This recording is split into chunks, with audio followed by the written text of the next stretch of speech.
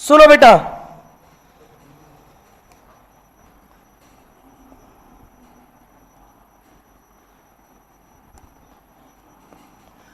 जो आज का हमारा टॉपिक है उसका नाम है बेटा एक्सक्रेटरी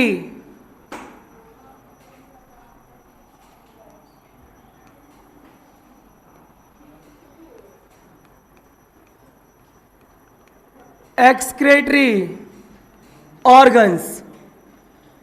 एक बात सुनो बेटा मुझे गौर से, एक्सक्रेटरी ऑर्गन्स को डिस्कस करने से पहले मैं एक पॉइंट आपको पढ़ाऊंगा कि जो एक्सक्रीशन है ये किस पर डिपेंड करता है बेटा। तो मैंने कल आपको बताया था कि एक्सक्रीशन डिपेंड ऑन, बेटा सबसे इंपॉर्टेंट बात जो एनसीईआरटी ने दी हुई है, मेनली तो बेटा ये जो डिपेंड करता है ये करता है हैबिटेट पर। रेस्पायरेशन में बेटा दोनों टर्म इक्वल थी, जितना हैबिटेट पर डिपेंड कर रहा था उतना ही लेवल ऑफ ऑर्गेनाइजेशन पे कर रहा था। लेकिन बेटा एक्सक्रीशन के अंदर जो एक्सक्रीशन है वो हैबिटेट पर मेनली डिपेंडेंट होता है, और बेटा किस पर भी डिपेंडेंट होता है, लेवल ऑफ ऑर्गेनाइजेशन। कैसे होता है बेटा देखो जरा, मैं अभी आपको बताऊंगा। इधर ध्यान से सुनना कि बेटा जी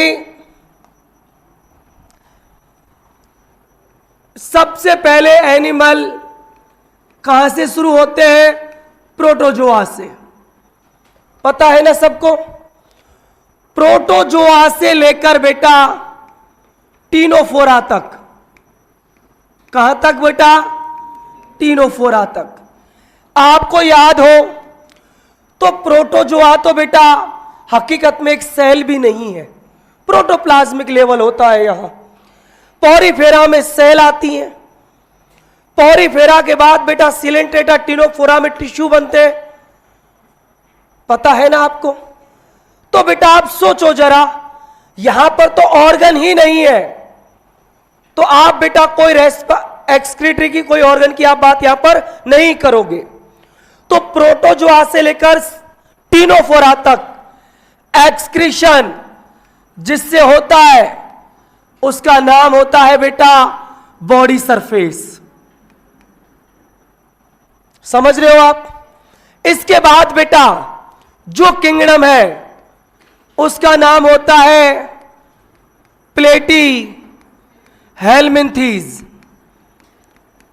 प्लेटी हेलमिंथीज के बाद बेटा जो नेक्स्ट किंगडम आता है उसका नाम होता है बेटा एसके हेलमिंथीज। एसके हेलमिंथीज के बाद बेटा जो आता है उसका नाम होता है एनिलिडा। एनिलिडा के बाद बेटा जो किंगडम आता है, जो फाइलम आता है, उसका नाम होता है ऑर्थोपोडा। लेकिन ऑर्थोपोडा को बेटा मैं यहां पर 3 कैटेगरीज के अंदर डिवाइड करूंगा। कैसे करूंगा बेटा मैं बताऊंगा, अभी रुकिए। ऑर्थोपोडा को, ऑर्थोपोडा के बाद बेटा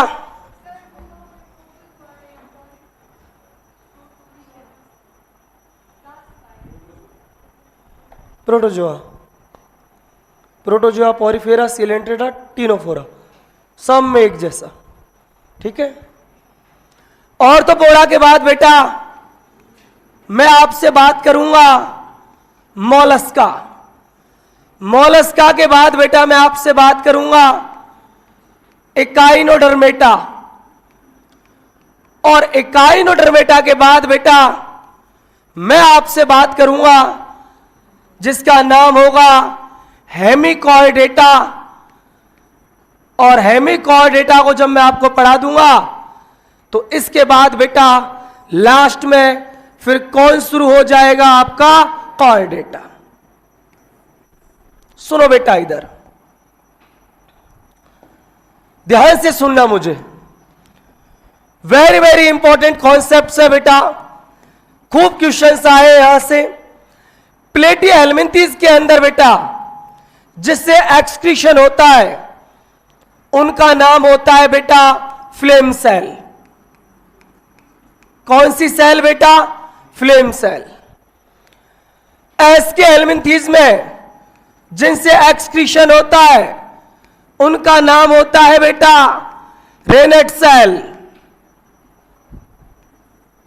रेनेट सेल। एनिलिडा के अंदर बेटा रेस्पायरेशन के लिए मिलती है बेटा नेफ्रीडिया। कौन बेटा? नेफ्रीडिया। ऑर्थोपोडा को 3 कैटेगरीज के अंदर डिवाइड करते हैं। ऑर्थोपोडा में बेटा एक कैटेगरीज के अंदर आप लोग रखते हो इंसेक्ट को, एक कैटेगरीज के अंदर बेटा आप लोग रखते हो इसके अंदर क्रस्टेशियन को, और एक बेटा इसमें आप लोग रखते हो स्कॉर्पियन, एक और होता है बेटा उसका नाम होता है स्पाइडर। मैं कंप्लीट एनसीईआरटी पढ़ा रहा हूं बेटा। क्रस्टेशियन का जो एग्जाम्पल है बहुत बार पूछा गया है, वेरी फेमस एग्जाम्पल, उसका नाम होता है बेटा प्रॉन। अब सुनो बेटा, इन सब के एक्सक्रेटरी ऑर्गन अलग अलग होते हैं। इंसेक्ट्स के अंदर होती है बेटा मेलपीगी टिब्यूल। घबराना मत बेटा, अभी याद कराऊंगा 10 सेकंड में। मेलपीगी टिब्यूल्स। जो प्रॉन होता है ना बेटा, इसके अंदर होती है बेटा ग्रीन ग्लैंड, और बेटा जो स्कॉर्पियन स्पाइडर होते हैं इनके अंदर होती है बेटा कॉक्सल ग्लैंड। इसके बाद बेटा जो मॉलस्का है, वेरी वेरी इंपॉर्टेंट, इसके अंदर होता है बेटा कैवर्स ऑर्गन। एकाइनोडर्मेटा के अंदर बेटा ओनली बॉडी सरफेस, कोई ऑर्गन नहीं होता। ये किंगडम बहुत बेकार है बेटा। एकाइनोडर्मेटा में सारे करैक्टर बहुत बकवास होते हैं। हेमिकॉर्डेटा में होती है बेटा प्रोबोसिस ग्लैंड, और बेटा कॉर्डेटा के अंदर कौन आने लग जाती है? किडनी। ठीक है बेटा, अब घबराना मत आप इतना याद रख लो बस कि एक्सक्रेटरी ऑर्गन्स बिगिंस कहां से हो रहे हैं? प्लेटी हेलमिंथीज से। क्योंकि ऑर्गन कहां से बिगिंस होते हैं? प्लेटी हेलमिंथीज से। क्योंकि बेटा प्लेटी हेलमिंथीज से पहले तो ओनली टिश्यू लेवल होता है, ऑर्गन होते ही नहीं है। तो बेटा एक सर थे, उनका नाम था एम के सर। उन पर हमको केस करना था और बहुत इमीडिएट केस करना था। ठीक है, तो एक छोटा सा प्यारा सा निमोनिक है जो आपको बहुत इजी बना देगा इन एक्सक्रेटरी ऑर्गन को याद रखना। वो था बेटा फॉरन एम के सर पर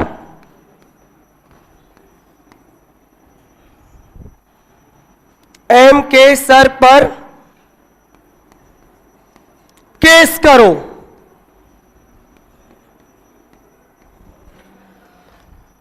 फौरन एम के सर पर केस करो।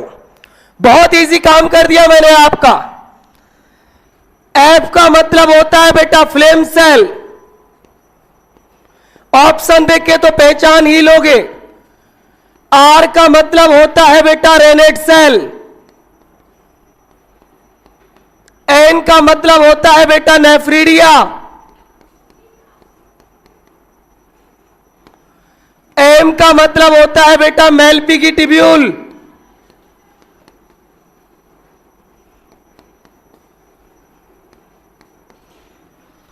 के का मतलब होता है बेटा कैवर्स ऑर्गन। सर का मतलब होता है बेटा सरफेस। पर से बन जाएगा बेटा प्रोबोसिस ग्लैंड, केस करो, कॉर्डेटा एंड किडनी।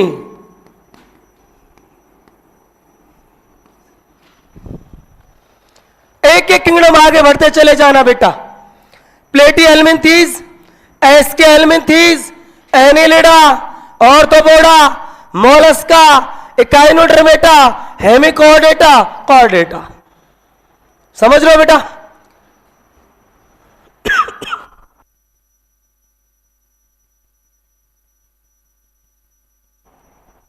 मैंने जो एक्सक्रीटरी ऑर्गन आपको पढ़ाए हैं, आप बस इतना याद रख लेना बेटा इस निमोनिक में कि एक्सक्रीटरी ऑर्गन बिगिंस कहां से हो रहे हैं, प्लेटी हेल्मिंथीज से। एक एक किंगडम आगे चलते चले जाना, एक्सक्रीटरी ऑर्गन आपको मिल जाएगा। समझ रहे हो बेटा? सुन रहे हो ना? अब बेटा सुनिएगा, एनसीईआरटी में इतनी बकवास की हुई है, लेकिन हमको मेनली ये वाली बकवास सुननी है, किडनी वाली। क्योंकि बेटा हमारा मेन एक्सक्रीटरी ऑर्गन तो कौन है? किडनी। लेकिन एनसीईआरटी ने छोटा सा क्लासिफिकेशन और भी कर रखा है। जब आप किडनी पढ़ोगे ना, तो वहां एक वर्ड है बेटा कि हमारी जो किडनी होती है ना, वो मेटानेफ्रिक होती है। और एनसीईआरटी ने एक एग्जांपल और दिया हुआ है, और उसका नाम है बेटा सिफेलोकॉर्डेटा। और सिफेलोकॉर्डेटा के लिए एक वर्ड एनसीईआरटी ने और लिखा हुआ है, प्रोटोनेफ्रीडिया। अब वो क्या बीमारी है बेटा, वो मैं अभी आपको समझाऊंगा। पहले यहां तक समझ में आया कि नहीं आया ये बता दो। अरे प्लेटी हेल्मिंथीज में कौन होगा? प्लेटी हेल्मिंथीज में कौन होगा? एस्के हेल्मिंथीज में, एस्के हेल्मिंथीज में रेनेट सेल। एनिलिडा में, अरे एनिलिडा में कौन होगा? रे ऑर्थोपोडा में मेलपिगी ट्यूब्यूल्स, मोलस्का में कैवर्स ऑर्गन, इकाइनोडर्मेटा में बॉडी सरफेस, और बेटा हेमिकॉर्डेटा में प्रोबोसिस ग्लैंड। अब देखो, आप इनमें और कंफ्यूज होते हो इन तीनों में, और लेबलिंग के लिए क्वेश्चंस आते हैं यहां पे। तो एक बात याद रखना, एक वर्ड को देखो बेटा गौर से, सीओ। स्कॉर्पियन में आ रहा है ना सीओ, समझ गए?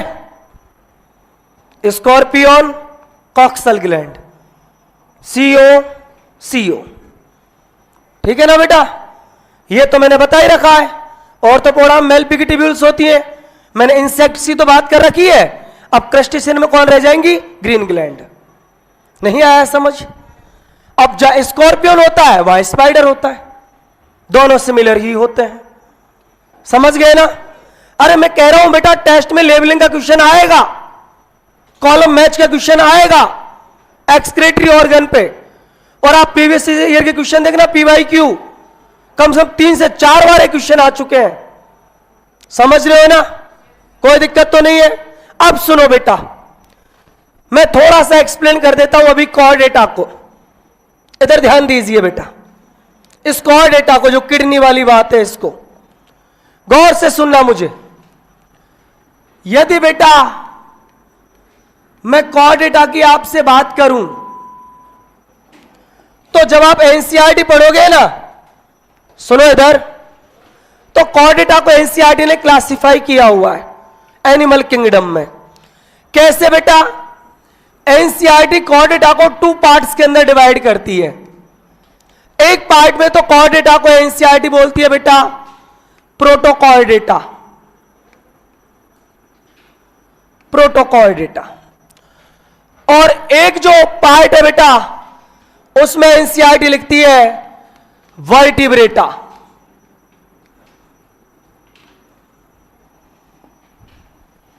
वैसे आपको पता तो होगा, ये नहीं पता क्या? मैं बता देता हूं। प्रोटोकॉर्डेटा के अंदर बेटा नोटोकॉर्ड होती है।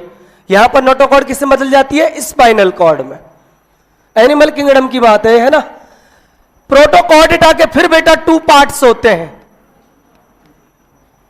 एक का नाम होता है यूरोकॉर्डेटा, ठीक है, और एक होता है बेटा आपका सिफेलोकॉर्डेटा।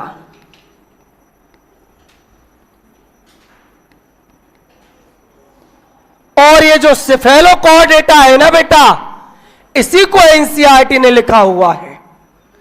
और एनसीईआरटी कहती है कि सेफेलोकॉर्डेटा के अंदर जो एक्सक्रीटरी ऑर्गन होता है उसका एनसीईआरटी ने नाम दिया हुआ है प्रोटोनेफ्रिडिया।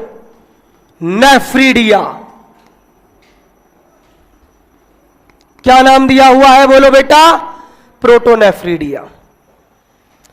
और एक एग्जाम्पल भी दिया हुआ है बेटा, इसको पूरा कलेक्ट किया हुआ है एनिमल किंगडम से। सेफेलोकॉर्डेटा का एक एग्जाम्पल होता है, उसका नाम होता है बेटा एम्फिऑक्सस, जिसको ब्रैंकियोस्टोमा भी बोलते हैं, लेसनेट भी बोलते हैं। एनिमल किंगडम में है बेटा ये। इसको आप एज इट इज याद रखना कि सेफेलोकॉर्डेटा के अंदर वेरी वेरी इंपॉर्टेंट बेटा, जितना इंपॉर्टेंट बोलूं उतना कम, क्योंकि एक्सक्रीटरी ऑर्गन से मैक्सिमम पॉसिबल क्वेश्चंस आ चुके हैं, ये अभी तक नहीं आया है। और एनसीईआरटी के अंदर दिया हुआ है बेटा कि सेफेलोकॉर्डेटा के अंदर एक्सक्रीटरी ऑर्गन कौन मिलता है? प्रोटोनेफ्रिडिया। ये सबसे बेटा प्रिमिटिव टाइप की किडनी है। ये है किडनी एकदम प्रिमिटिव टाइप की। प्रिमिटिव का मतलब ना वहां पर रीनल कैप्सूल ढंग से है, ना वोमन कैप्सूल नेफ्रॉन के अंदर ढंग से है, ना लूप ऑफ हेनले ढंग से, कुछ भी मतलब सेपरेशन नहीं है। एक कॉम्प्लेक्स स्ट्रक्चर है जो एक्सक्रीशन कर रही है। यह समझ में आया कि नहीं आया? अरे बोलो ना। अब आप एनसीईआरटी पढ़ोगे ना बेटा, इस वर्टिब्रेटा को भी 2 कैटेगरी के अंदर डिवाइड किया हुआ है एनिमल किंगडम में। एक तो होता है बेटा एग्नेथोस्टोमेटा, एग्नेथोस्टोमेटा, जिनके अंदर एक जॉ होता है, एक जॉलेस होते हैं। जो जॉलेस होते हैं ना, इधर ध्यान दो, एक का नाम होता है बेटा साइक्लोस्टोमेटा।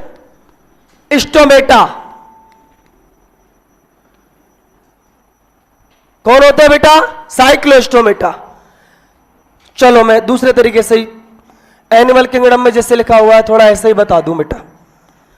एनसीईआरटी बहुत खतरनाक बुक है, किसी भी चैप्टर के कॉन्सेप्ट कहीं भी डाल देती है। एक होते हैं बेटा जॉलेस, और एक के अंदर बेटा जॉ क्या होता है? प्रेजेंट।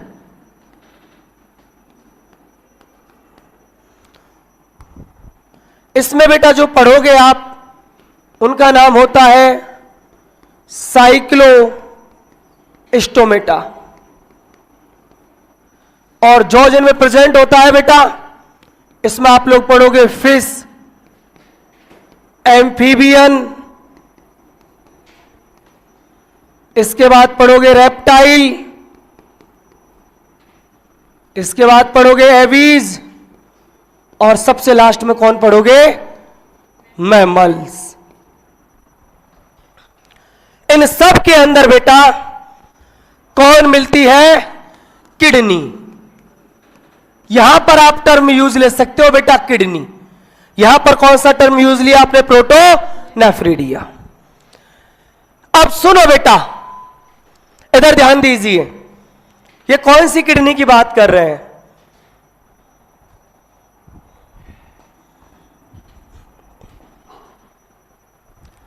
सुनो बेटा, इधर ध्यान दो। ये जो किडनी होती है ना, ये 3 टाइप की होती है बेटा। क्योंकि मैटर रेफरिक पर मुझे पहुंचना है तो मुझे थोड़ा समझाना पड़ेगा कि जो किडनी होती है ना, ये 3 टाइप की होती है बेटा। कौन कौन से 3 टाइप की अभी बताता हूं। एक को आप लोग नाम देते हो बेटा प्रोटोनेफ्रिक किडनी, एक का नाम होता है मीजोनेफ्रिक किडनी, यह वर्ड भी दिया हुआ है एनसीईआरटी में, और एक वर्ड होता है बेटा मेटानेफ्रिक किडनी। और इनको बेटा जो डिवाइड किया, उनके 2 बेस थे कि इनका जो नेफ्रॉन है उसमें वोमन कैप्सूल का और लूप ऑफ हेनले का, लूप ऑफ हेनले। इसका क्या सीन है? ऐसी किडनी बेटा जहां पर ना तो वोमन कैप्सूल हो ना लूप ऑफ हेनले हो, प्रोटोनेफ्रिक। वोमन कैप्सूल तो है, लूप ऑफ हेनले नहीं है, मीजोनेफ्रिक। और दोनों प्रेजेंट है मेटानेफ्रिक। प्रोटोनेफ्रिक टाइप की जो किडनी होती है ये आपके मिलती है बेटा साइक्लोस्टोमेटा में, जहां पर जॉलेस जबड़ा नहीं होता। मीजोनेफ्रिक टाइप की बेटा ये प्रेजेंट होती है फिश में और एम्फीबियन में। जब बेटा आप फ्रॉग पढ़ोगे ना वहां पर इसका कॉन्सेप्ट दिया हुआ है। और बेटा जी रेप्टाइल, एवीज और मैमल्स, इनके अंदर बेटा कौन सी किडनी मिलेगी? मेटानेफ्रिक। और हम कौन होते हैं? मैमल्स। तो हमें कौन से टाइप की किडनी होगी बेटा? मेटानेफ्रिक टाइप की किडनी होगी। समझ में आ गया? अब मैं एक बात आपको और बता देता हूं, क्वेश्चन आया था बेटा, इसे थोड़ा डिस्कस करा देता हूं मैं आपको। लूप ऑफ हेनले, इस लूप ऑफ हेनले का बेटा जो फंक्शन होता है वैसे आप सब जानते हो, वाटर को एब्जॉर्ब करता है और यही होता है जो हमारे यूरिन को कंसंट्रेट करता है बहुत ज्यादा। पानी को तो निकाल लेता है यूरिन में से, ब्लड में डाल देता है, तो यूरिन कैसा हो जाता है बेटा? कंसंट्रेट हो जाता है बहुत ज्यादा। लेकिन बेटा इस लूप ऑफ हेनले पे अलग से क्वेश्चन आता है कि लूप ऑफ हेनले एब्सेंट कहां है, इनकंप्लीट कहां है और कंप्लीट कहां है। सुनो बेटा, इधर मुझे गौर से सुनना। एब्सेंट का तो आपको पता है यार, फिश में एब्सेंट है, एम्फीबियन में एब्सेंट है, साइक्लोस्टोमेटा में भी एब्सेंट है। लेकिन एक कंडीशन मैंने भी आपको नहीं बताई, है तो सही लूप ऑफ हेनले, बट एक जगह इनकंप्लीट है और एक जगह कैसा भी है? कंप्लीट। क्वेश्चन आया है बेटा, मैं थोड़ा सा और आपको क्लासिफाई करा देता हूं इसको, फिर बेटा मैं ह्यूमन का एक्सक्रीटरी सिस्टम शुरू करूंगा। Very very important concept, loop of Henle. तीन चीजें बेटा, वो तीन कौन कौन सी है? सुनना गौर से। तीन कंडीशन बेटा, एक कंडीशन है एब्सेंट, एक कंडीशन है इनकंप्लीट और एक कंडीशन है बेटा कंप्लीट। एब्सेंट जो होगा ये एक तो होता है बेटा साइक्लो स्टोमेटा, फिश और कौन? एम्फीबियन। इनकंप्लीट जो होता है ना बेटा ये होता है रेप्टाइल और एवीज में, और कंप्लीट जो होता है ना यही तो बेटा हमारे काम का है, जिसका नाम क्या होता है? मैमल्स। वैसे थोड़ी ना हम दुनिया में सबसे ज्यादा एडवांस है बेटा, कोई ना कोई तो वजह है। समझ में आ गया इतना? कोई दिक्कत तो नहीं किसी को? श्योर। अब देखो बेटा, इतना यदि आपके समझ में आ गया हो, इसके बाद बेटा मैं टॉपिक शुरू करूंगा जिसका नाम है ह्यूमन एक्सक्रीटरी सिस्टम। ह्यूमन का बेटा एक्सक्रीटरी सिस्टम कैसे बनता है, कौन उसको बनाता है, कौन उसको कंट्रोल करता है, कैसे उसका रेगुलेशन होता है। यहां तक तो कोई दिक्कत नहीं है बेटा? श्योर। देखो बेटा आगे एनसीईआरटी क्या कहती है?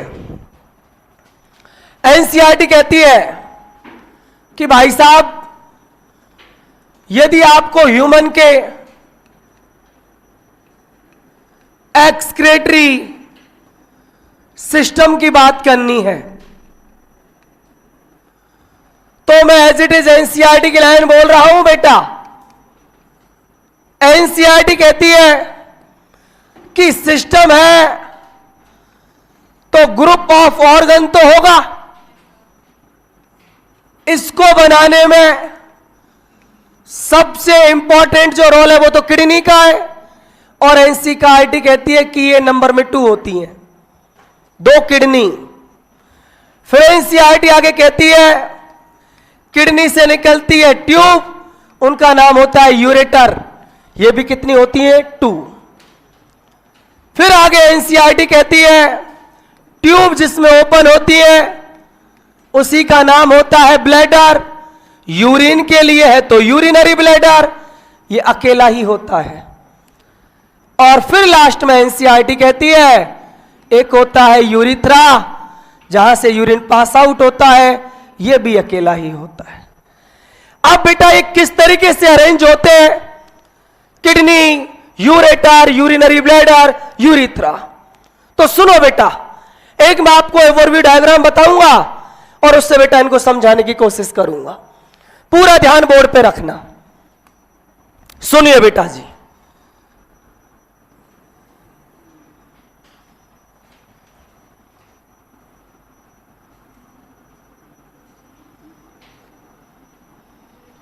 ज्यादा टाइम मत वेस्ट करना बेटा, मैं किडनी का डायग्राम नहीं बना रहा।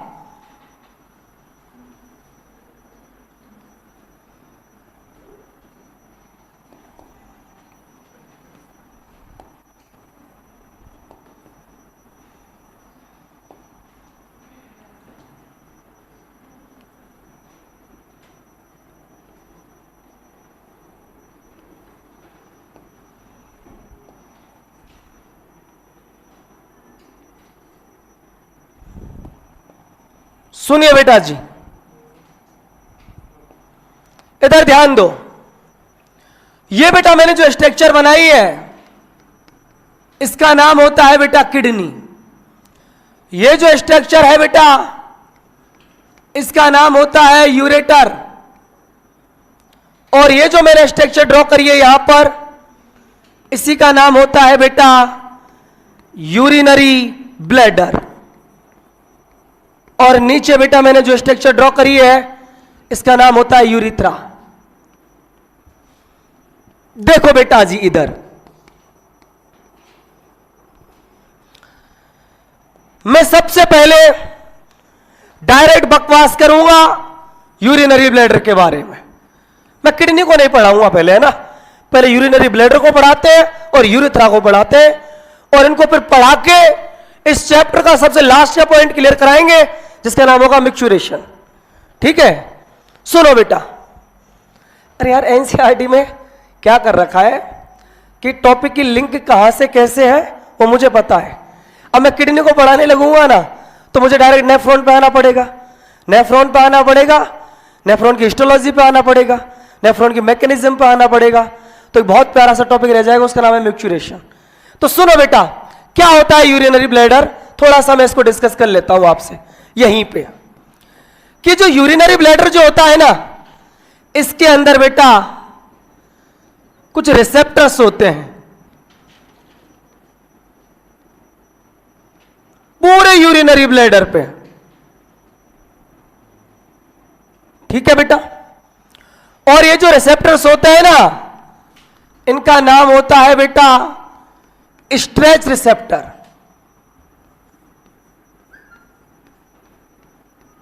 क्या नाम है बेटा? Stretch receptor. और बेटा ये जो ब्लैडर है ना, इस ब्लैडर की जो वॉल है, इस वॉल के अंदर बेटा कुछ मसल्स होती हैं और उनका नाम होता है बेटा डायट्रूसर मसल। इन दोनों वर्ड को याद रखना।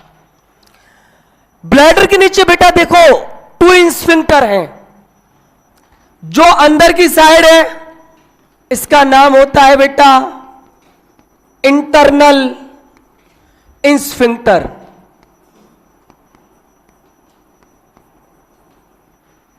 और जो बेटा आउटर या बाहर की साइड है उसका नाम होता है एक्सटर्नल स्फिंक्टर। सुनो बेटा, मैं आपको एक बात बता देता हूं कि आपकी जूलॉजी में कहीं भी ऐसी स्फिंक्टर आ जाए, एक्सटर्नल और इंटरनल, इन दोनों में एक तो वॉलेंट्री होती है और एक इनवॉलेंट्री होती है। वॉलेंट्री का मतलब आपकी विल के अकॉर्डिंग वर्क करेगी। आप मिक्चुरेशन जो होता है ना बेटा, वो एक लिमिट तक वॉलेंट्री होता है। आप अपनी विल के अकॉर्डिंग यूरिन को यहां पे या यूरिन के यहां पर रिटेंशन कर सकते हो, समझ रहे हो ना।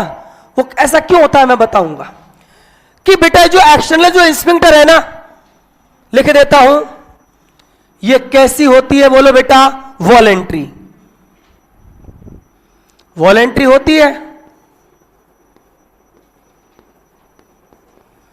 अगर ये वॉलेंट्री है तो बेटा एक बात बता दो मुझे जरा, इसको कंट्रोल कौन कर रहा होगा? सेरिब्रम। यस और नो? अरे वॉलेंट्री रिएक्शन को कंट्रोल कौन करता है? सेरिब्रम। जानते हो ना सब। लेकिन बेटा स्ट्रेच रिसेप्टर, डेट्रूसर मसल और इंटरनल इंस्फिंक्टर, स्ट्रेच रिसेप्टर बेटा इंपल्स को भेज रहे, क्या आपकी विल के अकॉर्डिंग भेजेंगे? नहीं। डेट्रूसर मसल बेटा ये कॉन्ट्रैक्ट हो रही है, क्या आपसे पूछ के होती है? नहीं, ये इनवॉलेंट्री होती हैं।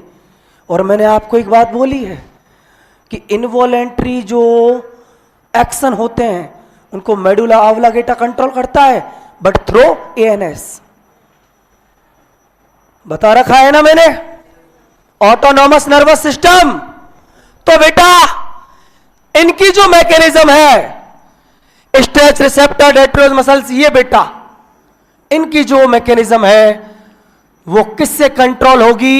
ANS, autonomous nervous system. सुनो बेटा जी जरा, कैसे होता है मिक्चुरेशन? मिक्चुरेशन में क्या होगा कि पहले यहां पर यूरिन आएगा, ठीक है, यूरिन आ रहा है, रिटेंशन हो रहा है, रिटेंशन हो रहा है, रिटेंशन हो रहा है। स्ट्रेच रिसेप्टर, इससे सेंसरी न्यूरॉन, स्ट्रेच रिसेप्टर नहीं है, ये सेंसरी न्यूरॉन है। एक तरीके से 2 टाइप का न्यूरॉन होता है बेटा।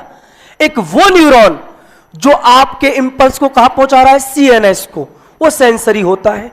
एक वो न्यूरॉन जो इंपल्स को वापस इफेक्टेड ऑर्गन तक लेके आ रहा है, उसको मोटर न्यूरॉन बोलते हैं। समझ रहे हो बेटा? तो होगा क्या, सुनो, कि जब यहां पर यूरिन आएगा तो उस यूरिन का बेटा जो प्रेशर है उसको कौन फील करेगा? Stretch receptor. स्ट्रेच रिसेप्टर यहां से इस इंपल्स को, इस मैसेज को यहां से रिसीव करके और कहां पहुंचा देंगे? हमारे सेंट्रल नर्वस सिस्टम को, सीएनएस को। सीएनएस में जाके उस इंपल्स का एनालिसिस होगा।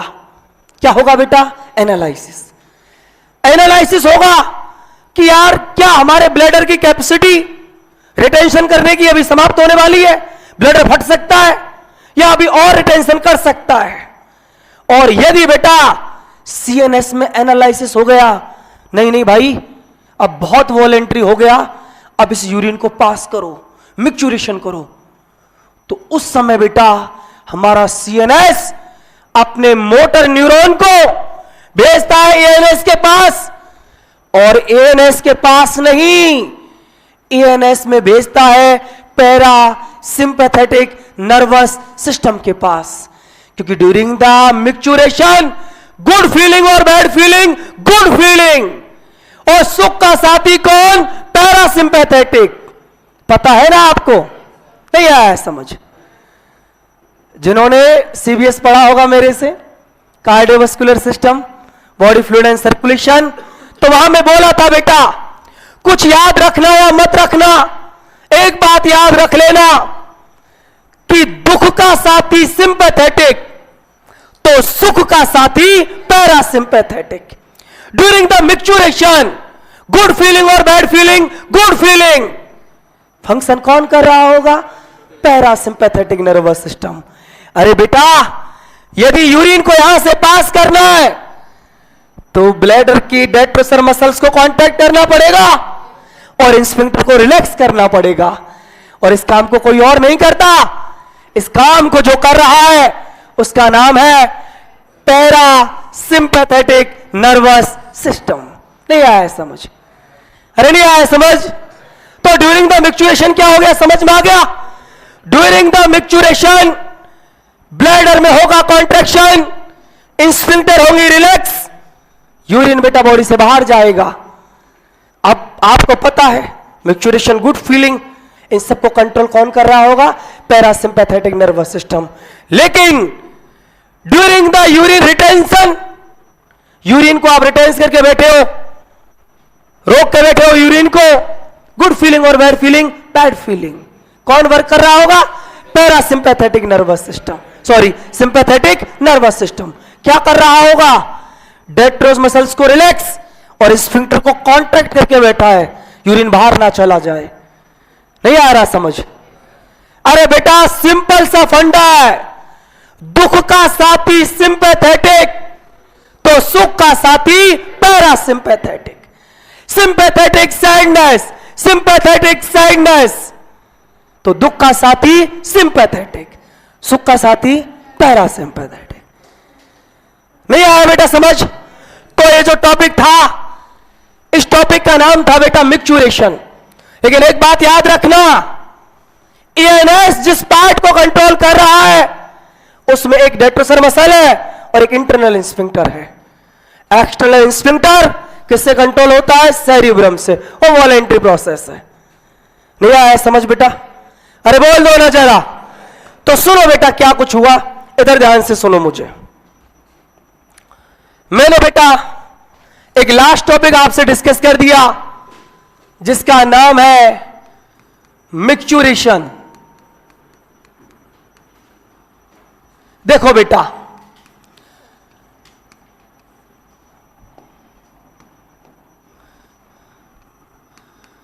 एलिमिनेशन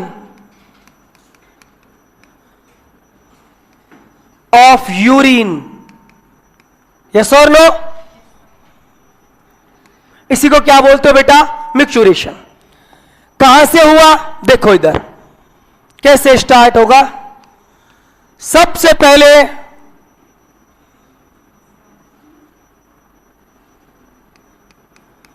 इंपल्स किसके पास आएगा?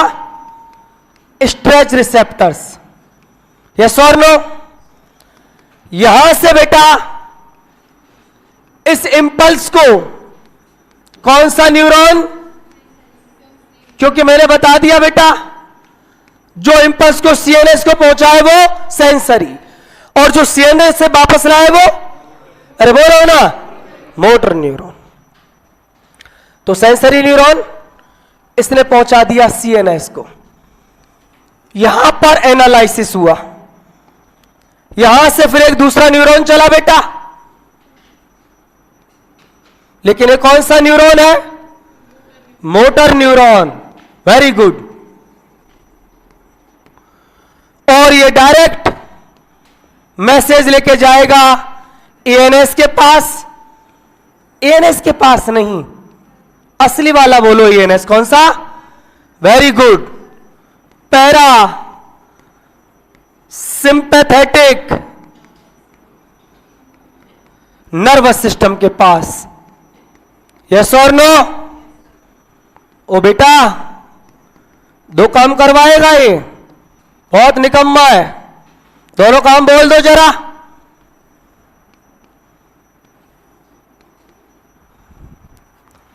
जो बेटा ब्लैडर की जो मसल है, यूरिनरी ब्लैडर की बेटा कौन है? मसल। उनके अंदर तो क्या करवाएगा बोलो? Contraction, very good. और बेटा किसकी muscle? Sorry, internal sphincter, external की इंटरनल। अरे एक्सटर्नल को कंट्रोल नहीं करेगा ये, वो कौन करता है? सेरिब्रम।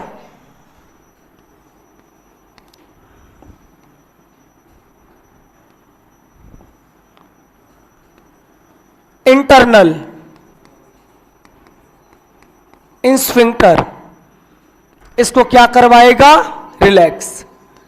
रिलैक्स बेटा एक्सटर्नल ही होगी, लेकिन उसको एएनएस नहीं करेगा, उसको कौन करेगा? सेरिब्रम। और बेटा ये यदि होगा तो यूरिन एलिमिनेट हो जाएगा, और इसी का नाम होता है मैच्योरेशन। नहीं आया समझ? कोई दिक्कत हो तो मुझे बता दो। अच्छा, जब रिटेंशन हो रहा था तब अपोजिट कर दो। अरे ड्यूरिंग द यूरिन रिटेंशन कौन वर्क कर रहा होगा? सिंपैथेटिक। यस और नो? तो उस समय क्या हो रहा होगा? ये ब्लैडर की मसल तो रिलैक्स हो रही होंगी और स्फिंक्टर कॉन्ट्रैक्ट हो रही होंगी। नहीं आया समझ बेटा? चलो इधर देखो।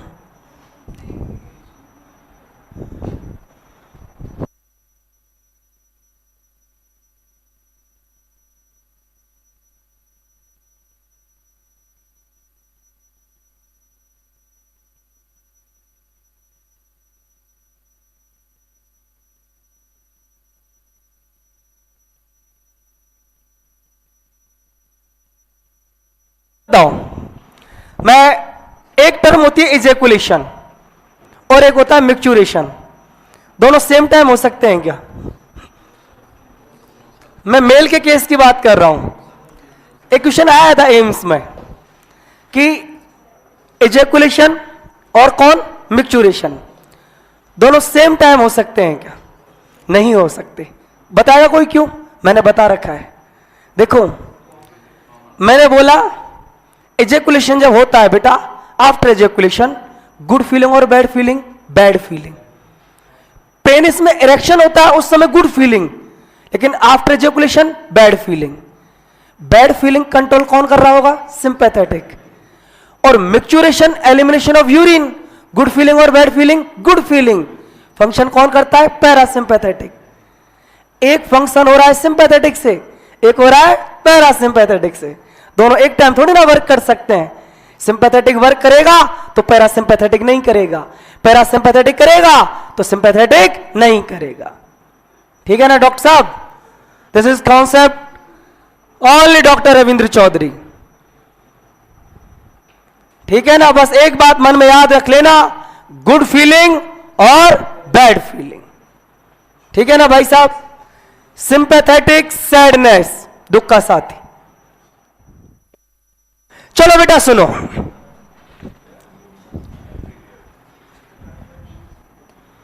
एक टॉपिक थोड़ा उसको देख लो बेटा। कभी आया तो नहीं है बट मैं थोड़ा बता देता हूं। ड्यूरिंग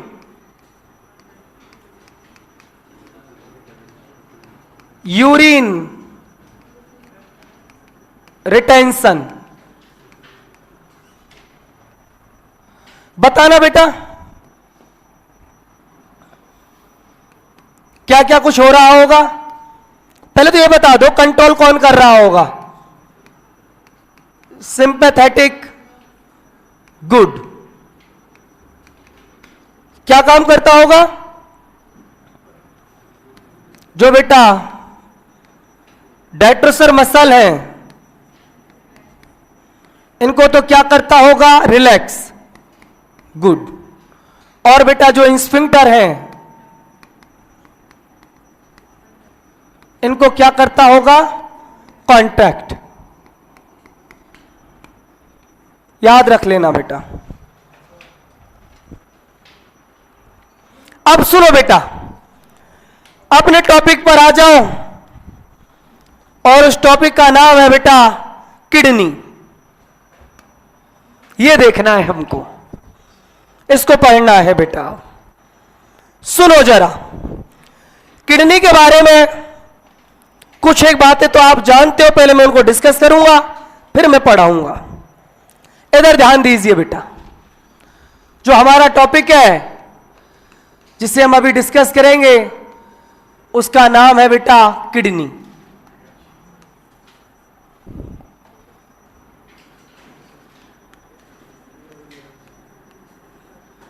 बेटा एक बात बताइए मुझे किडनी के बारे में। चलो इधर देखो बेटा, किडनी जो होती है ना, ये थोरेसिक कैविटी में कि एब्डोमिनल कैविटी में?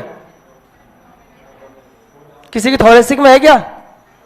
अरे डायफ्राम से ऊपर होती कि नीचे होती है? नीचे होती है बेटा। तो कुछ भी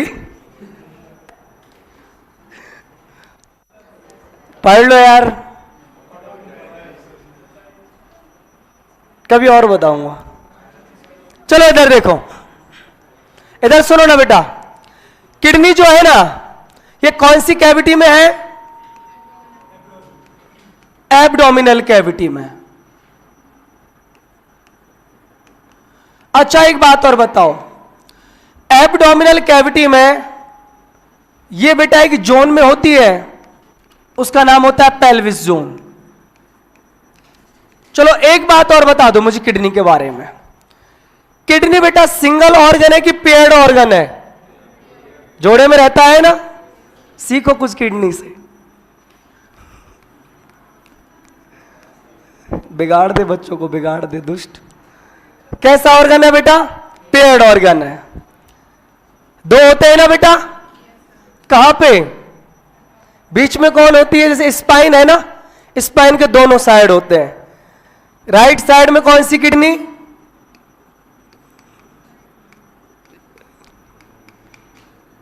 राइट साइड में अपने वाली किडनी, लेफ्ट साइड में उसके वाली किडनी। ठीक है। चलो एक बात बताओ, इनमें बेटा थोड़ा सा वेरिएशन रहता है, एक ऊपर रहती है एक नीचे रहती है। बता सकते हैं कौन सी वाली नीचे रहती है? राइट साइड वाली किडनी होती है ना, वो थोड़ी नीचे होती है, क्योंकि वहां पर कौन होता है? लीवर। लीवर की वजह से है ना। बट इतना ही बस याद रख लो। एक बात बेटा बहुत ज्यादा इंपॉर्टेंट, किडनी की पोजीशन बहुत ज्यादा इंपॉर्टेंट है। देखो बेटा, किडनी स्टार्ट होती है T12 वर्टिब्रा से। जैसे थोरेसिक वर्टिब्रा बेटा एंड होती है ना, ऐसे मान लो जहां पर डायफ्राम होता है उसके जस्ट नीचे स्टार्ट हो जाती है किडनी। तो T12 से बेटा स्टार्ट होती है और ये L3 तक प्रेजेंट होती है। L3 समझते हो ना, लंबर है ना, थर्ड नंबर की।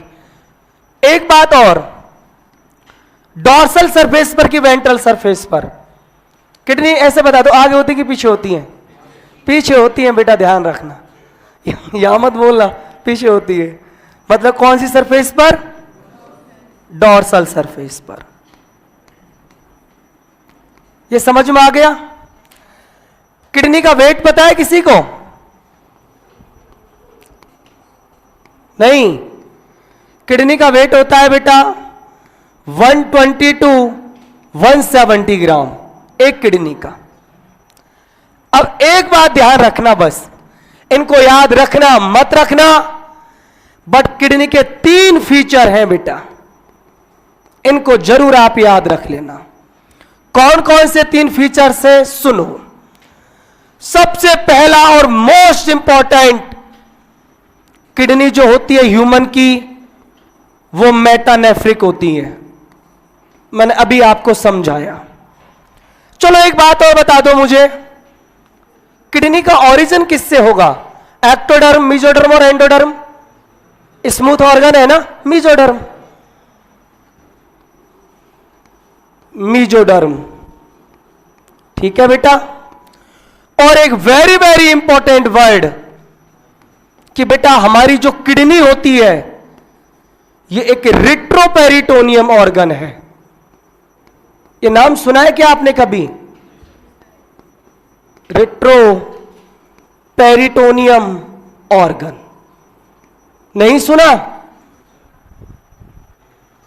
सुना है क्या? रिट्रोपेरिटोनियम बेटा किसको बोलते हैं मैं बताऊंगा आपको, जब मैं एनिमल किंगडम बताऊंगा। अभी इतना समझ लो। देखो इधर सुनो बेटा, जैसे हमारी स्किन है, उसकी एपिडर्मिस है, इसको फिदा को जगाओ। जैसे स्किन है ना, स्किन का बेटा जो डायरेक्शन है वो ऐसे मान लो डाउनवर्ड है, और यहां पर कोई ऑर्गन, उसकी वॉल है ना, वो इस तरीके से बेटा ओरिजिनेट हो रही है। मतलब हमारी जो बॉडी वॉल है ना, उसके अपोजिट डायरेक्शन में यदि बेटा किसी ऑर्गन का फॉर्मेशन हो, उसको रिट्रोपेरिटोनियम बोलते हैं। ठीक है। तो किडनी का बेटा को ओरिजिन कुछ ऐसा ही होता है, अपोजिट।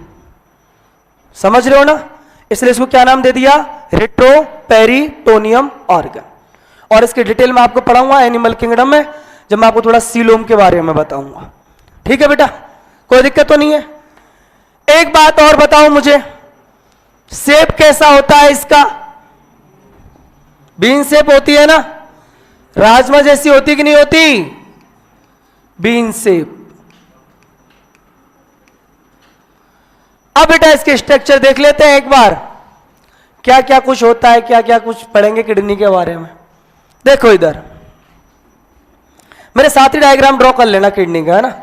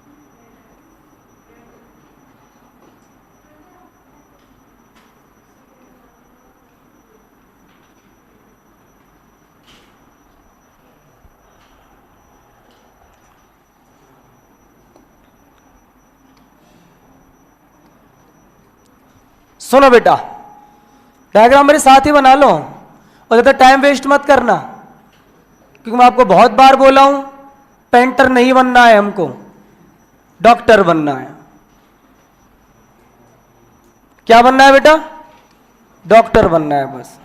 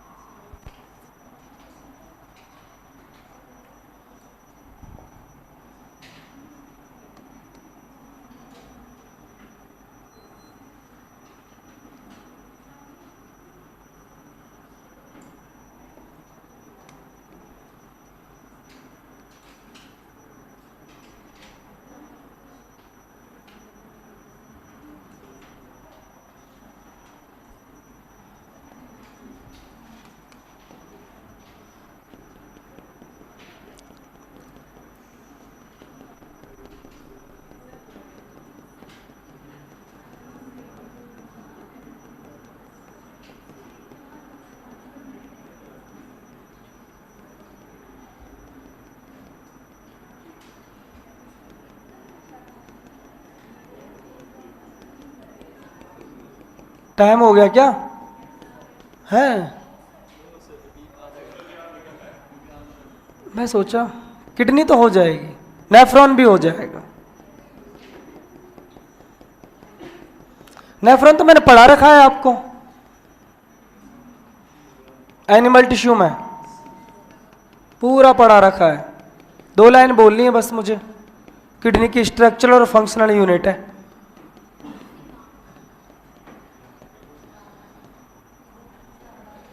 देखो बेटा सुनो, मैं किडनी की यदि आपसे बात करूं तो एक बात बता दो, मैंने अभी उसको बनाया नहीं है, कि किडनी के ऊपर एक कैप्सूल मिलेगा। जानते हो क्या उसे? एक छोटे से एरिया में बना देता हूं उसको।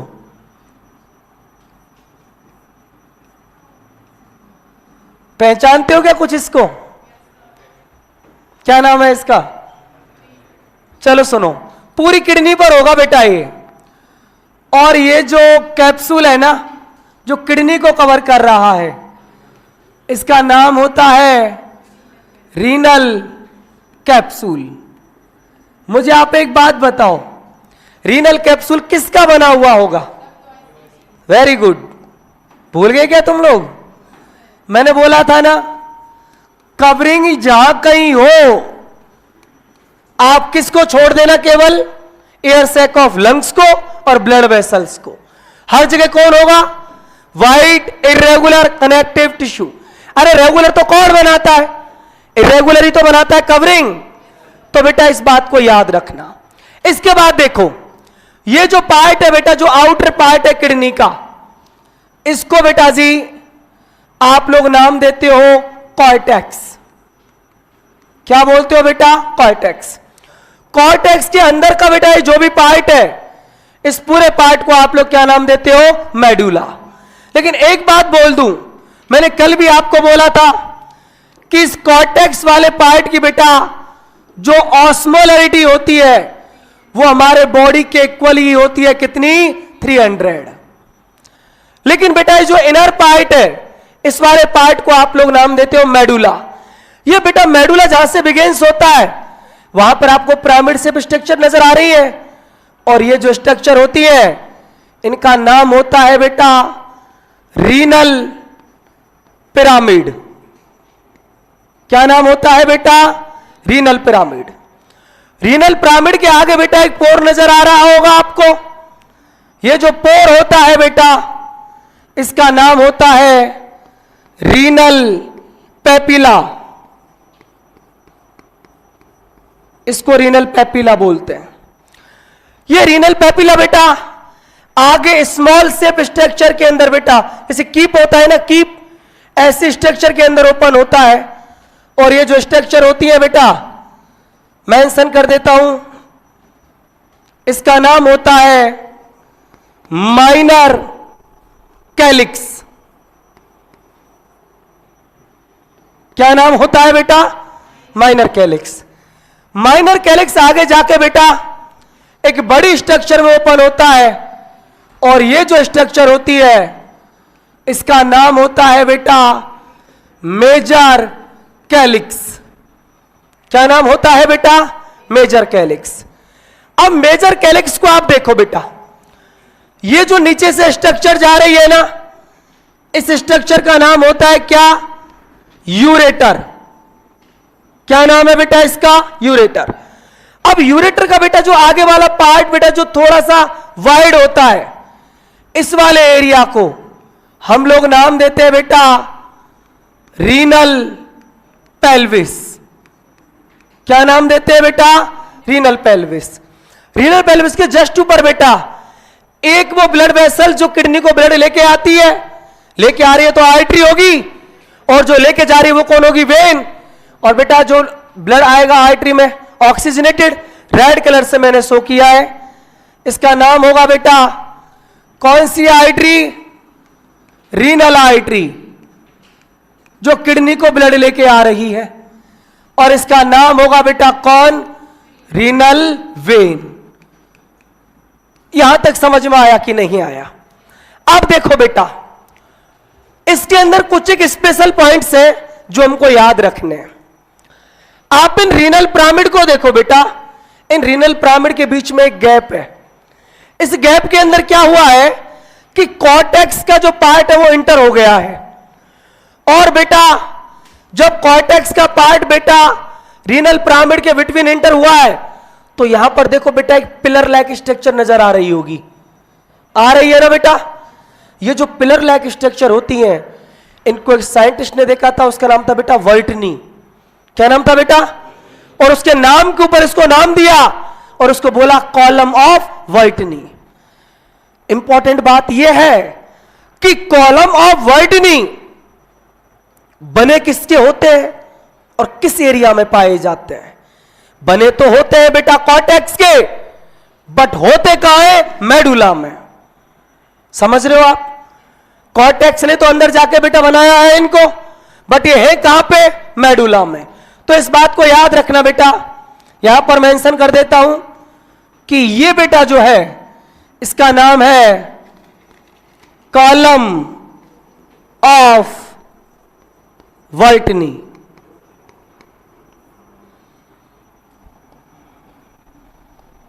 यहां तक कोई दिक्कत किसी को? अब सुनो बेटा, मैं अब आपको इसका नंबर बता देता हूं और इनकी एक सीरीज बना देता हूं आपको कि किडनी का कौन सा पार्ट कहां से किस किस में ओपन होता है। अब ये फालतू की बकवास है, कोई क्वेश्चन नहीं आता यहां से, जहां से क्वेश्चन आएगा अभी बताता हूं मैं आपको। देखो इधर बेटा, इधर सुनिए, सबसे आउटर साइड में कौन था बोलो मुझे? कॉर्टेक्स। कौन था बेटा? कॉर्टेक्स के अंदर कौन स्टार्ट हुआ? Renal pyramid. ये सब मेडुला के अंदर ही तो है बेटा। तो कौन था? Renal pyramid. ये किसमें ओपन हुआ बोलो? Renal papilla. यस और नो? रीनल पैपिला किसमें ओपन हुआ? Minor calyx. माइनर कैलिक्स क्या ओपन हुआ? गुड। Major calyx. और मेजर कैलिक्स क्या ओपन हो गया? Renal pelvis. और रीनल पेल्विस बेटा कहां गया? यूरेटर। पता है ना आपको? अब देखो बेटा, इनकी नंबरिंग दे रखी है एनसीईआरटी ने, और वो बहुत परेशान करती है बच्चों को। लेकिन एक बात याद रखना बेटा, रीनल पिरामिड से लेके रीनल पैपिला, माइनर कैलिक्स, इनका बेटा जो नंबर होता है ये होता है 8 to 12। कितना बेटा? 8 to 12। रीनल पिरामिड भी, रीनल, अब जितने पिरामिड होंगे उतने पैपिला होंगे। Minor calyx 8 to 12। लेकिन बेटा जो मेजर कैलिक्स होते हैं इनका नंबर होता है बेटा 3 to 4। रीनल पेल्विस अकेला ही होता है और एक किडनी के अंदर यूरेटर भी एक ही होती है। समझ में आ गया बेटा? यह नंबरिंग दे रखी है एनसीईआरटी में। यहां तक कोई दिक्कत हो तो मुझे बता दो। बोलो कोई परेशानी है यहां तक? अब सुनना बेटा, एनसीईआरटी आगे क्या कहती है। एनसीईआरटी कहती है कि जिस किडनी को आप देख रहे हो, ये किडनी जो होती है ना, एक किडनी के अंदर, in each kidney approximate 1 million कौन मिलते हैं बेटा? नेफ्रॉन। एक किडनी के अंदर 1 मिलियन मतलब 10 लाख नेफ्रॉन एक किडनी के अंदर होते हैं। ये कुछ कुछ ऐसी ही बात हो रही है जैसे लंग्स के अंदर एल्वियोलाई थे। यस और नो? और बेटा मैं आगे आपको पढ़ाऊंगा कि हकीकत में इस किडनी को शेप देने वाले भी नेफ्रॉन ही हैं। और इस किडनी के अंदर जैसे आप बोलो कि किडनी ऑस्मो रेगुलेशन करती है, तो हकीकत में उस ऑस्मो रेगुलेशन को करने वाले किडनी के अंदर कौन ही होते हैं? नेफ्रॉन। इसलिए मैं बोलूंगा कि नेफ्रॉन जो होता है बेटा वो किडनी की स्ट्रक्चरल और फंक्शनल यूनिट होता है। अब मन में एक सवाल आता है, सर एक बात बताओ कि नेफ्रॉन इसमें दिखाई तो दे ही नहीं रहा कि नेफ्रॉन है कहां। तो बेटा रुको थोड़ी देर, मैं नेफ्रॉन इसमें कैसे पड़ा रहता है, नेफ्रॉन का बोमन कैप्सूल कहां होता है, ग्लोमेरुलस कहां होता है, पीसीटी कहां होती है, डीसीटी कहां होती है, लूप ऑफ हेले कहां होता है, और कलेक्टिंग ट्यूब्यूल्स कहां होती हैं, मैं एक एक चीज को आपको बताऊंगा। इतना समझ में आया कि नहीं आया? सुनो बेटा, पूरा ध्यान बोर्ड पे रखना। इधर सुनो कि बेटा जी ईच किडनी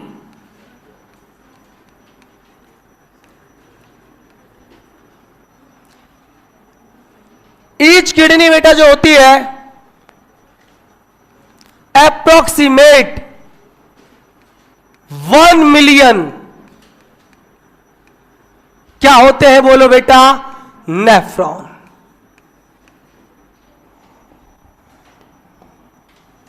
और इस नेफ्रॉन को हम लोग एक नाम देते हैं structural and functional unit of kidney. देखो बेटा जी, यदि मैं नेफ्रॉन की आपसे स्ट्रक्चर की बात करूं तो एक मैं पहले ओवरव्यू डायग्राम बनाऊंगा जिससे मैं आपको यह बता सकूं कि नेफ्रॉन का कौन कौन सा पार्ट किडनी में कहां पड़ा हुआ है बेटा। ठीक है, सुनना जरा, इधर ध्यान दो।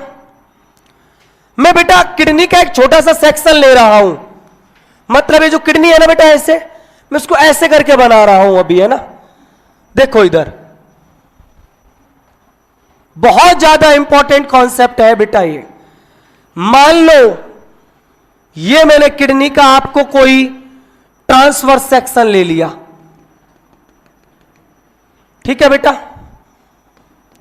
और देखो मुझे गौर से कि बेटा ये वाला जो पार्ट है ये आपका कॉर्टेक्स है। कौन सा पार्ट है ये? कॉर्टेक्स। ठीक है बेटा जी। और ये जो निचला वाला पार्ट है ना, ये कौन है आपका? मेडुला। अरे इधर देखो बेटा, ऐसे है ना किडनी, ऐसे मैंने ड्रॉ किया है। सुनना बेटा जी, इधर नेफ्रॉन कैसे पड़ा रहता है किडनी के अंदर, इधर ध्यान दो। अब बेटा मैं क्या कर रहा हूं आपको कि ये जो मेडुला है ना, इस मेडुला के अंदर मैं केवल एक रीनल पिरामिड बना रहा हूं। कितना रीनल पिरामिड? एक।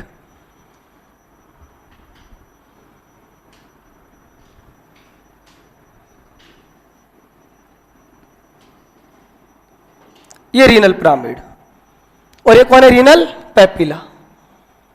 ठीक है भाई साहब, समझ में आ रहा है आपके? अब सुनना बेटा जी, कैसे होता है नेफ्रॉन, कैसे पड़ा रहता है नेफ्रॉन इसके अंदर। ये नेफ्रॉन का बेटा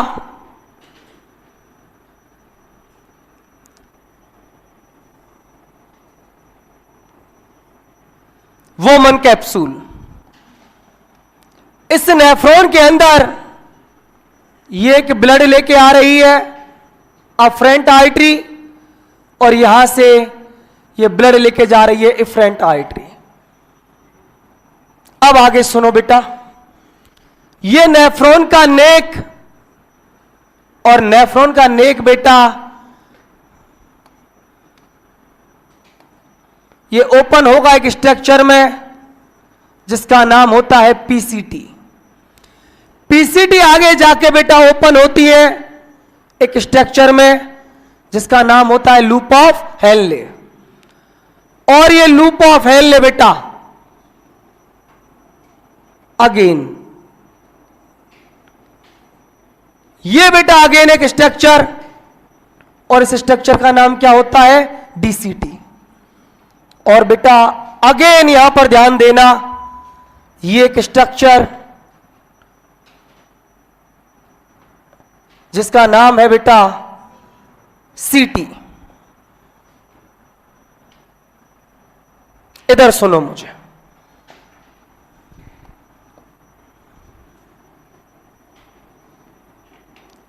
ये बेटा सीटी।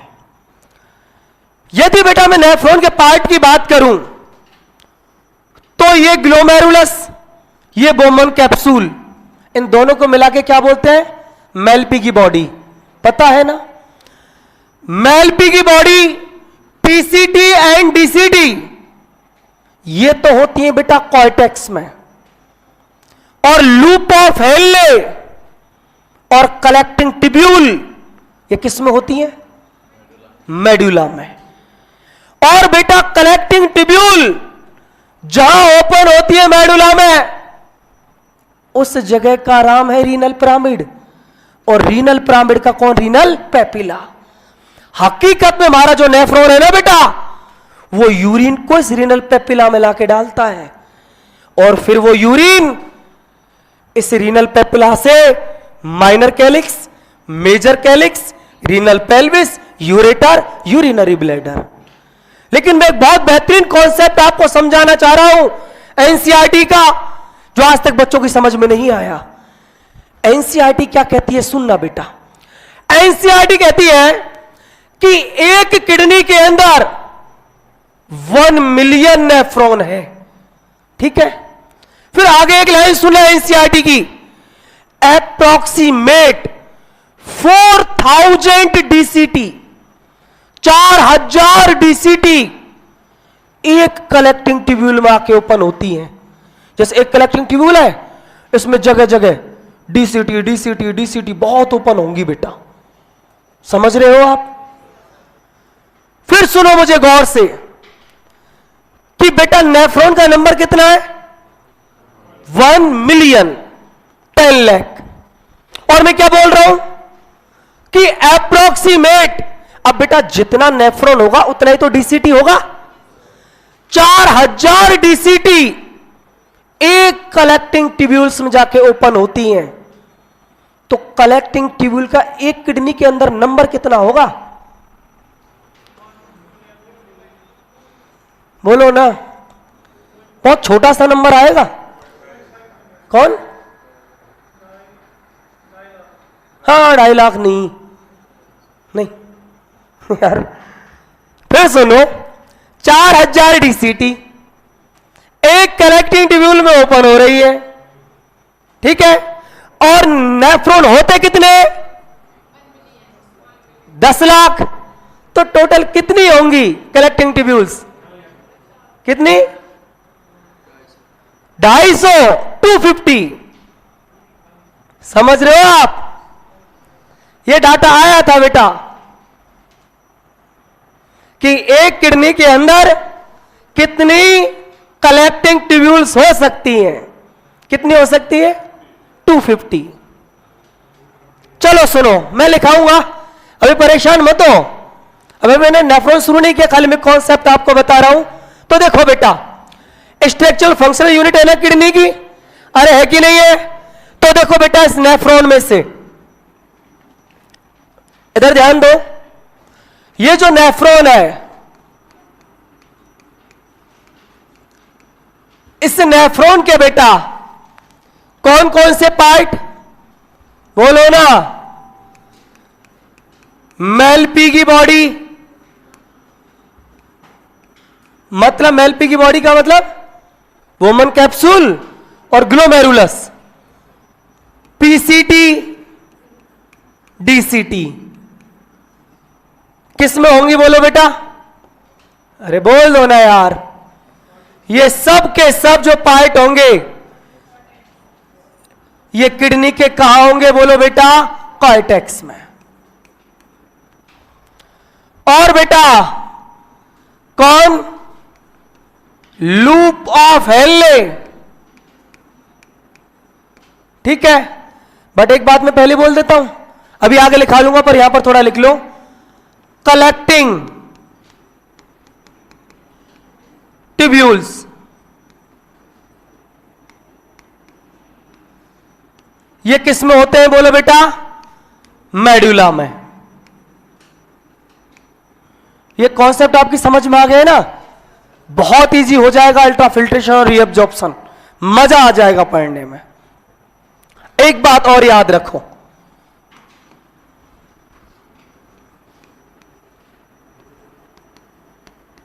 अप्रॉक्सीमेट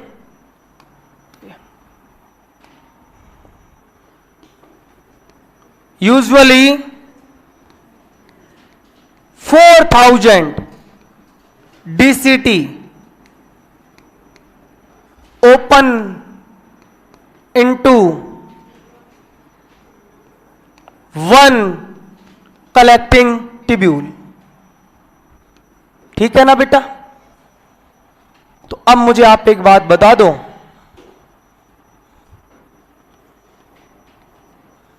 कि बेटा नेफ्रॉन का नंबर कितना है, 1 मिलियन। तो बेटा कलेक्टिंग ट्यूब्यूल, कौन सी ट्यूब्यूल, कलेक्टिंग ट्यूब्यूल, ये कितनी हो जाएंगी, 250 इन ईच किडनी। समझ में आया कि नहीं आया? यहां तक आ गया? अब एक बात देख लो लास्ट, फिर इस टॉपिक को क्लोज करते हैं।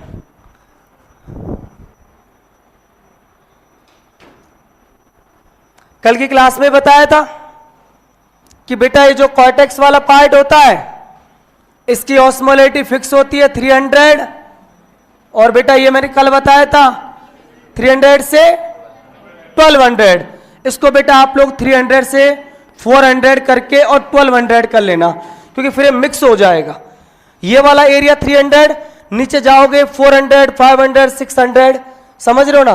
तो सेपरेट डिजिट कर दिया, ताकि अब होता है ना कि मान लो 300 है, अब वो कॉर्टेक्स है कि मेडुला है, कंफ्यूज हो जाते।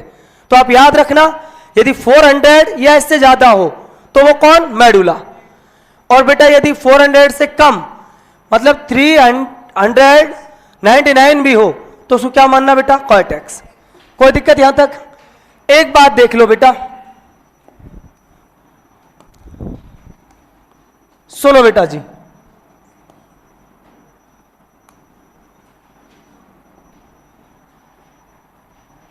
इसका आगे वाला पेज कहां गया? अच्छा ठीक है, देखो बेटा, in each kidney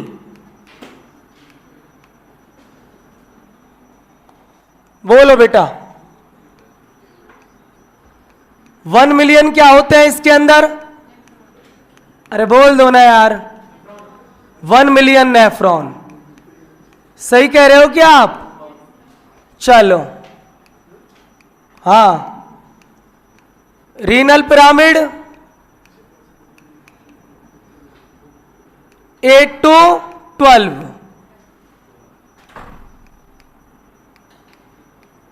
renal papilla, अरे दोस्तों बोल दो 8 to 12,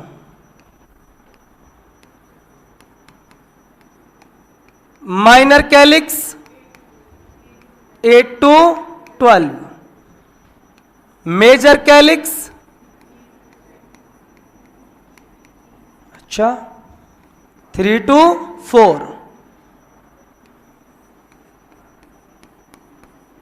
कलेक्टिंग ट्यूब्यूल, अरे बोल दो दोस्तों 250। ये किडनी का खेल है बेटा, बस ये सब क्वेश्चन आ चुके हैं। ठीक है बेटा, आज के लिए इतना ही काफी है।